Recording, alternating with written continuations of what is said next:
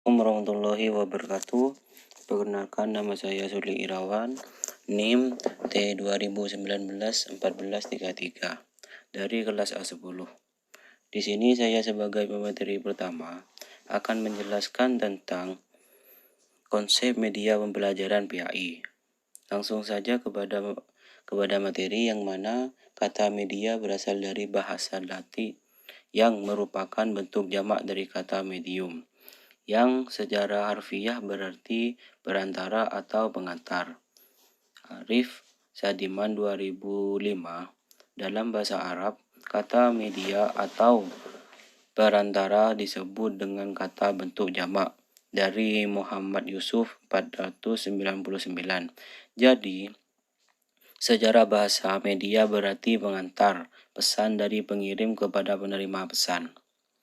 Ditinjau dari pendidikan agama Islam, media pendidikan agama Islam adalah semua aktivitas yang ada hubungannya dengan materi pendidikan agama Islam, baik yang berupa alat yang dapat diragakan maupun teknik. Metode yang secara efektif dapat digunakan oleh guru agama Islam dalam rangka mencapai tujuan tertentu dan tidak bertentangan dengan ajaran Islam. Menurut Ashar Arsyad 1997, media pendidikan memiliki ciri-ciri umum sebagai berikut, yaitu yang pertama, media pendidikan memiliki pengertian fisik, dan yang kedua, media pendidikan memiliki pengertian non-fisik, dan yang ketiga ialah penekanan media pendidikan terdapat pada visual dan audio. Yang keempat, media pendidikan memiliki pengertian alat bantu pada proses. Yang kelima ialah penekanan pendidikan digunakan dalam rangka komunikasi dan interaksi guru dan peserta didik. Dan yang terakhir ialah media pendidikan dapat digunakan secara massal. Dan yang seterusnya akan dijelaskan oleh pemateri selanjutnya. Sekian, terima kasih dari saya. Wassalamualaikum warahmatullahi wabarakatuh. Assalamualaikum warahmatullahi wabarakatuh. Perkenalkan, nama saya Siti Fakatul Himmah, NIM T2019-1448. Di sini saya akan menjelaskan tentang jenis dan karakter media pembelajaran PAI. Media pembelajaran dapat dikelompokkan dalam beberapa jenis, seperti media cetak dan media rancangan, media visual, audio, dan audiovisual. Seperti yang dikatakan oleh Weimar Hamalik ini tentang klasifikasi media pembelajaran. Yang pertama, alat-alat visual yang dapat dilihat, semisal kayak film strip, papan tulis, poster, gambar, peta, dan lain sebagainya. Yang kedua, alat-alat yang bersifat auditif atau hanya dapat didengar, seperti radio, rekaman, dan lain sebagainya. Yang ketiga, alat-alat yang bisa dilihat dan didengar, seperti contoh televisi, film, dan lain sebagainya. Kemudian yang terakhir, dramatisi, seperti bermain peran, sandiwara, dan lain sebagainya. Sedangkan menurut Rudy Bright, dia mengelompokkan media pembelajaran ke dalam 8 klasifikasi, yaitu media audiovisual gerak, media audiovisual diam, media audio semi gerak, media visual gerak, media visual diam, media visual semi gerak, media audio, dan media cetak.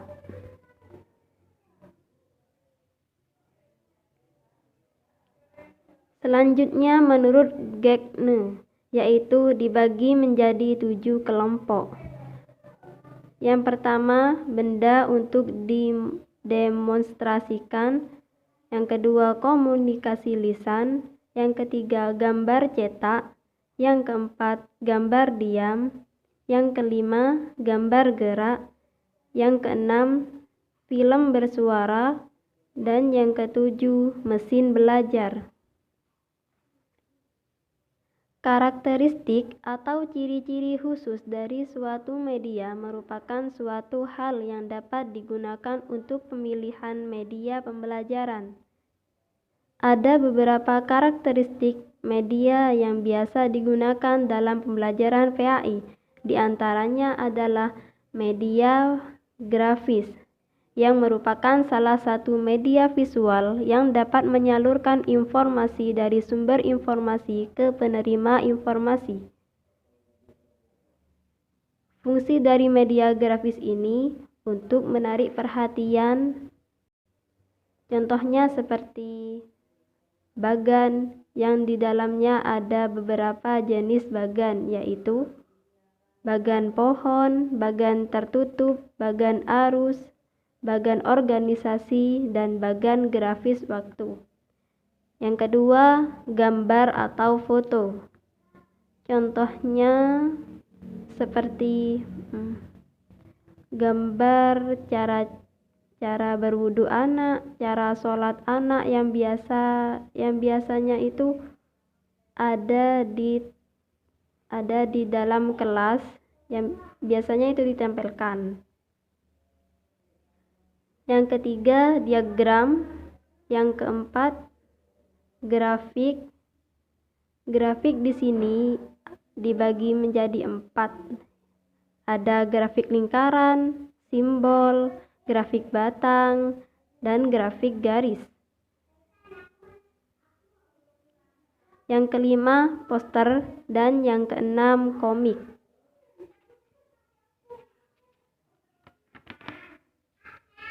Yang kedua, media audio merupakan media yang erat kaitannya dengan pendengaran.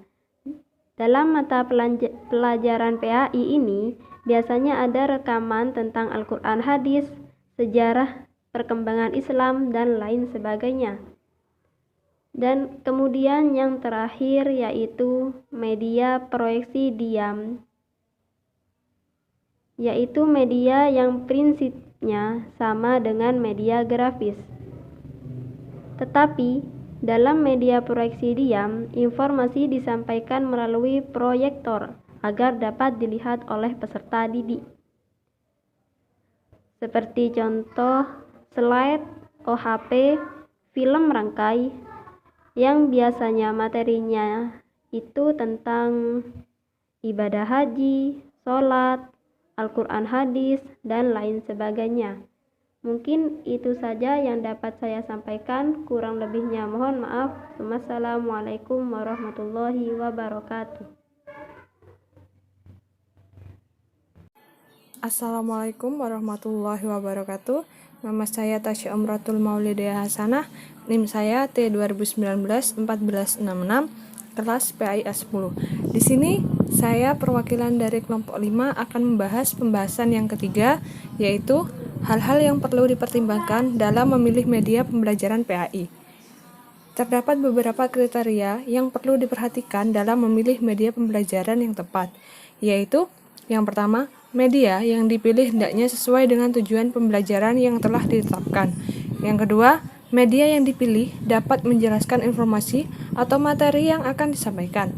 Yang ketiga, ketersediaan media yang ada di sekolah atau kemampuan guru dalam merancang media. Yang keempat, kondisi siswa. Media yang dipilih disesuaikan dengan kondisi siswa. Yang kelima, biaya yang dikeluarkan, sesuai dengan manfaat yang didapatkan dari penggunaan media. Dik dan Carey membuat 4 kriteria dalam pemilihan media pembelajaran, yaitu ketersediaan sumber setempat untuk mendapatkan media atau membuat atau membeli telah tersedia dana. Faktor yang menyangkut dengan keluasan, kepraktisan dan ketahanan media, serta efektivitas dan efisiensi biaya dalam jangka waktu yang cukup panjang. Sekian penjelasan dari saya. Mungkin ada kekurangan dan kesalahan penjelasan dari beberapa pemateri. Saya selaku pemateri terakhir, mohon maaf atas segalanya, dan wassalamualaikum warahmatullahi wabarakatuh.